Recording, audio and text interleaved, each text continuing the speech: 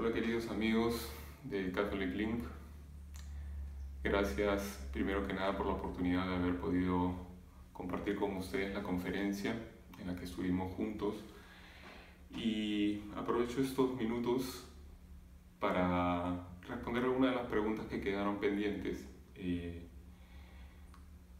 Comienzo por una que me pareció interesante porque hace referencia a una experiencia espiritual que a veces nosotros podemos tener. Hemos hablado de la fragilidad, hemos hablado de cómo la fragilidad puede ser más bien una ocasión o una fortaleza, ¿no? Y no algo que nos aleje de Dios, sino que sea la ocasión para que la gracia de Dios actúe. Hemos hablado también del pecado.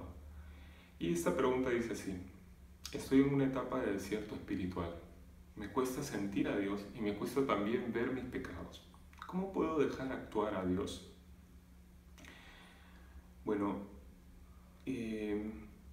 la respuesta voy a tratar de hacerla del modo más sencillo, y lo primero que diría es, el desierto espiritual es una ocasión que muchas veces Dios permite que nosotros como que no lo sintamos, o como que lo sintamos lejano, o como que lo sintamos como a veces lo hemos sentido, ¿no? Entonces, la respuesta más sencilla es la siguiente: Dios siempre actúa, siempre. Que yo no lo sienta no quiere decir que Él no actúe. Y es más, a veces en el desierto espiritual, en estas especies de sentimientos de lejanía de Dios, es cuando Dios más actúa. ¿Por qué? Porque es el momento en el cual yo puedo confiar más en Él. Tengo que ponerme cuando no veo, cuando como está todo medio oscuro, y lo único que me queda decir es: Señor, en ti confío. En ti confío. Y ese paso de confianza ciertamente es lo que le abre la puerta a la gracia. Acordémonos, hemos recordado la cita de Jesús, justo el grito de Cristo en la cruz antes de morir, que es la oscuridad más absoluta dentro de la ausencia del Padre. ¿Dónde está? Y sin embargo, lo que Él dice es una palabra, un grito no a la nada, sino un grito de confianza. Dios mío, ¿por qué me has abandonado? Pero te estoy hablando a ti. Entonces este volvernos a Dios es importante. Y con esto enlazo con otra pregunta, porque hay una parte que no he respondido, lo sé, que dice: ¿qué tengo que hacer para crecer en conciencia de mi pecado? Porque la primera pregunta también hablaba, ¿no?, de que me cuesta ver mis pecados. Dice, bueno, ver los propios pecados, y esto lo se ve en la vida de los santos, es un don. Es un don, de verdad, es un regalo que Dios nos hace. Nadie ve nuestros pecados como los de Dios. Y muchos santos, incluso antes de morir, tienen una fuerte conciencia de su pecado. Y uno dice, bueno, pero son unos santos, ¿de verdad? ¿Qué pecado tienen? Bueno, lo experimentan fuertemente ellos. Es un don, por lo tanto, si es un don, es un regalo de Dios, hay que pedirlo. Hay que pedirlo una vez más con confianza, pedirle: Señor, hazme ver mi fragilidad, hazme ver mi pecado.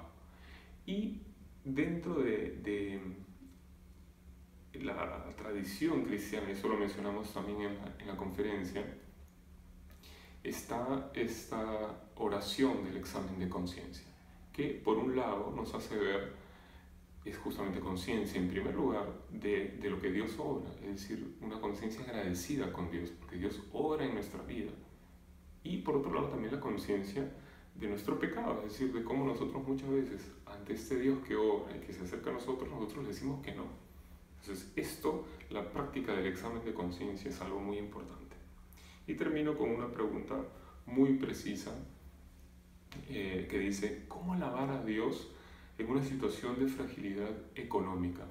La pregunta hace referencia a un tipo de fragilidad muy específico, que es la fragilidad económica, y que es una fragilidad entre otras, pero que tiene una característica, que es que nos pone en jaque, es decir, hace que es muy concreta, muy palpable, hace que experimentemos la inseguridad, porque viene a tocar elementos de nuestra vida que son muy importantes o muy primarios. Nuestra familia, que puede estar sufriendo por eso, nuestra casa, nuestra comida, nuestro vestido, los estudios, la salud, cosas que son fundamentales.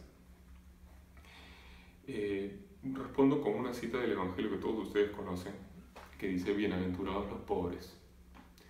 que no quiere decir, bueno, entonces no hagas nada, sino que quiere decir que en medio de la pobreza nosotros podemos más que nunca alabar a Dios. ¿Por qué? Porque nos queda solo lo esencial, que es Él. En el Antiguo Testamento estos pobres, que ¿no? Jesús utiliza una palabra tradicional en el Antiguo Testamento, que son los pobres de Dios, los anahuim. Son aquellos, como dice un salmo, que el pobre, lo único que le queda para cobijarse, si se puede cobijar, se cobija bajo el nombre de Dios. No tiene nada material, no tiene ni siquiera algo para ponerse encima. Lo único que le queda es el nombre de Dios y Dios lo cobija.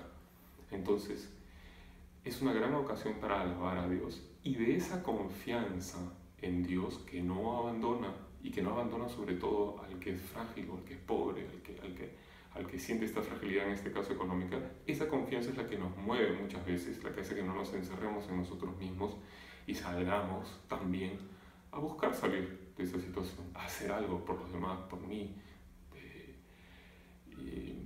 Entonces creo que esa es es quizás la mejor ocasión para alabar a Dios.